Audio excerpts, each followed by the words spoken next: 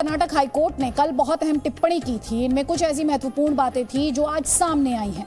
हिजाब के नाम पर प्रदर्शन करने वालों के लिए कर्नाटक हाईकोर्ट की बातें जानना और समझना बहुत ज्यादा जरूरी है।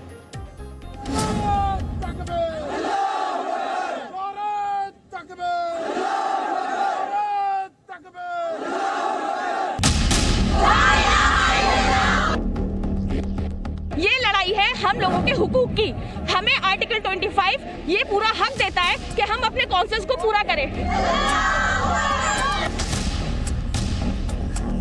एजुकेशन लाइन है, उसमें बच्चे पढ़ने आ रहे हैं, तो वो बच्चे कैसे भी आए पढ़ने के लिए, उनको वेलकम करें।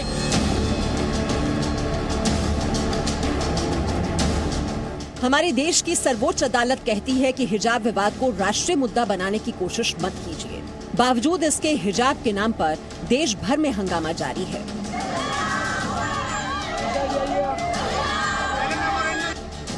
फिर चाहे उत्तर प्रदेश का अलीगढ़ हो या महाराष्ट्र का मालेगांव, हिजाब विवाद को राष्ट्रीय अंतर्राष्ट्रीय मुद्दा बनाने की कोशिश करने वालों को कर्नाटक हाईकोर्ट की कुछ बातें ध्यान से सुननी चाहिए।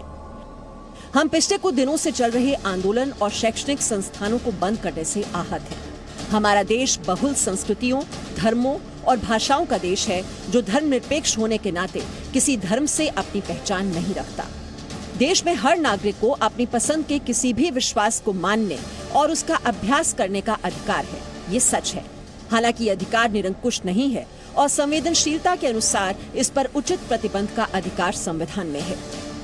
प्रदर्शनकारियों की मांग है कि उन्हें हिजाब पहनकर स्कूल कॉलेज में पढ़ाई करने की इजाजत मिले।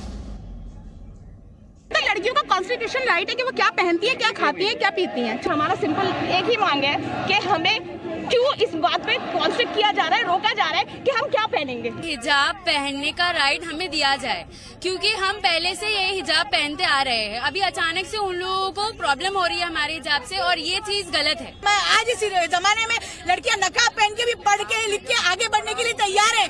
आप लोग क्यों नहीं उनका साथ दे रहे हैं? हिजाब समर्थक प्रदर्शनकारियों को अब अदालत की कुछ और अहम बातें सुननी चाहिए। कर्नाटक हाईकोर्ट की डबल बेंच ने कहा कि क्या कक्षा में हिजाब पहनना इस्लाम की आवश्यक धार्मिक प्रथा का एक हिस्सा है, इसकी गहरी जांच करने की जरूरत है।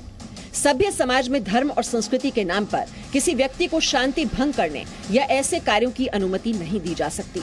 अंतहीन आंदोलन और शिक्षण संस्थानों को अनिश्चितकाल के लिए बंद करना कोई खुशी की बात नहीं है। ये बेहद हानिकारक होगा।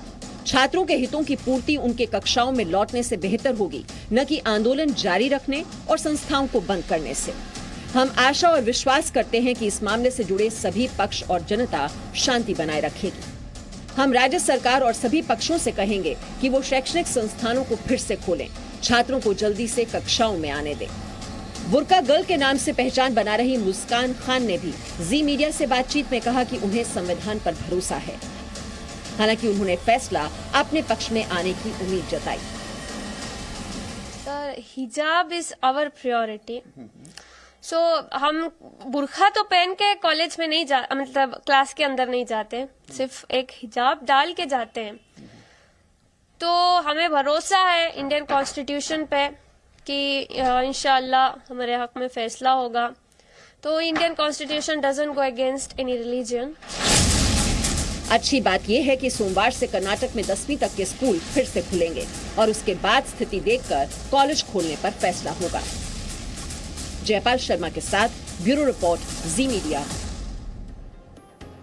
आप भी जानते हैं कि हमारा देश एक धर्मनिरपेक्ष देश है। देशहित में हमारे लिए संविधान सबसे ऊपर होना चाहिए। अगर अदालत की बातों पर अमल होता है तो ऐसे प्रदर्शन नहीं हो सकते, जैसे कि हम लगातार देख रहे हैं। शुक्रवार के दिन को हिजाब दिवस के रूप में मनाने की कोशिश नहीं होती। प्रदर्शन की पूरी रिपोर्ट भी आपको दिखाएंगे, लेकिन पहले आपको राजस्थान की जो खबर है वो दिखाते हैं, जहां कर्नाटक की तरह एक छात्रा कॉलेज में आई और फिर क्या हुआ देखिए आप। अरे पहले तो रोका क्यों है? यूनिफॉर्म तो पहन रहे हैं मैडम। अबे संविधान हर जगह लागू करते हैं। ये वीडियो राजस्थान के जयपुर का है और यहाँ भी विवाद हिजाब को लेकर हो रहा है। इस तस्वीर में एक लड़की हिजाब पहनकर दिख रही है। आरोप है कि ये छात्रा जयपुर के चाकसू में हिजाब पहनकर कॉलेज गई। इस मामले पर विवाद बढ़ा और उसके बाद बहस शुरू हो गई।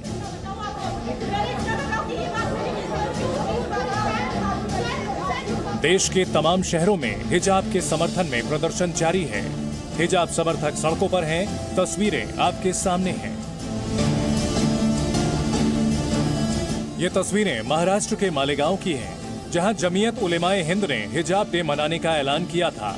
हिजाब का समर्थन करने के लिए गुरुवार को मालेगांव के अजीज कल्लू स्टेडियम में जमीयत उलेमाए हिंद की तरफ से मुस्लिम महिला सम्मेलन भी बुलाया गया। बड़ी संख्या में महिलाएं बुर्का पहने और हाथों में पोस्टर लेकर इकट्ठा हुईं। प्रदर्शनकारी महिलाएं हिजाब का समर्थन कर रही थीं। हिजाब डे का ऐलान करने वाली जमीयत उलमाए हिंद के प्रमुख मौलाना मुफ्ती मोहम्मद इस्माइल ने कहा कि अपनी पसंद के कपड़े पहनने का हक संविधान से मिला है और उसे कोई नहीं छीन सकता। हमारी बहनें बेटियां अगर आईनी हक और शरीयत की पासदारी करते हुए अगर वो पर्दा करती हैं, हिजाब में रहती हैं, तो उन्हें मजबूर किया जा रहा है कि वो बेहिजाब रहें, बेपर्दा रहें। ये मुल्क के आईन और संविधान के खिलाफ है, ये हमारी तहजीब और कल्चर के खिलाफ है, ये हमारी शरीयत के खिलाफ है। गुरुवार को बिना इजाजत कार्यक्रम करने के आरोप में आयोजकों के खिलाफ मामला दर्ज किया गया। पुलिस ने लोगों से शांति बनाए रखने की अपील की।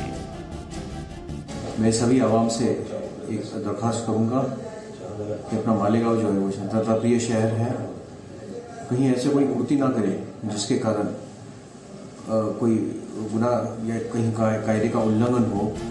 प्रोटेस्ट पर रोक के बाद आयोजकों ने हिजाब डे पर मार्च निकालने का फैसला तो टाल दिया, लेकिन मुस्लिम महिलाओं से हिजाब पहनकर ही घर से निकलने की अपील की।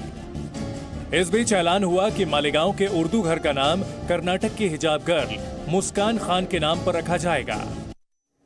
और अब खबर हिजाब विवाद पर, सियासत से जुड़ी। हिजाब के नाम पर राजनीतिक पार्टियां कैसे बटी हुई हैं, कौन किसके साथ है, कौन क्या बोल रहा है, हमारी इस रिपोर्ट में देखिए।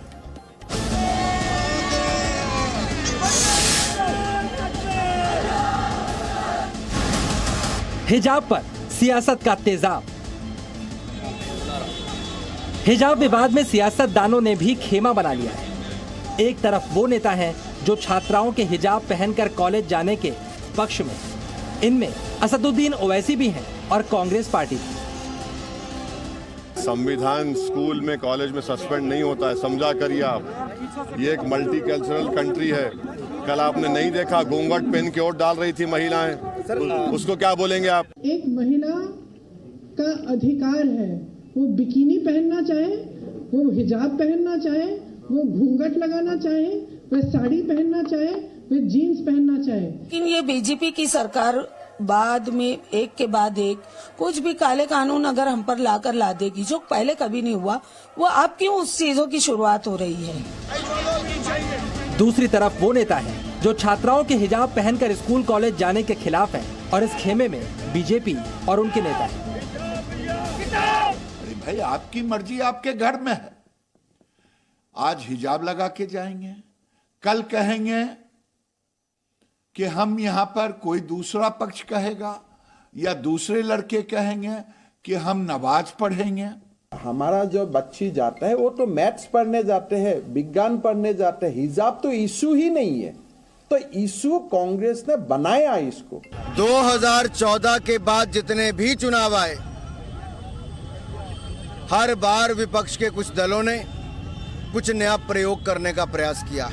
ये शुद्ध रूप से उस तालिबानी मानसिकता से ग्रसित ये कोशिश है कि जो मुस्लिम बच्चियां हैं उनको मेन स्ट्रीम एजुकेशन से, मुख्य धारा की शिक्षा से मदरसों के कुएं में फेंक दो।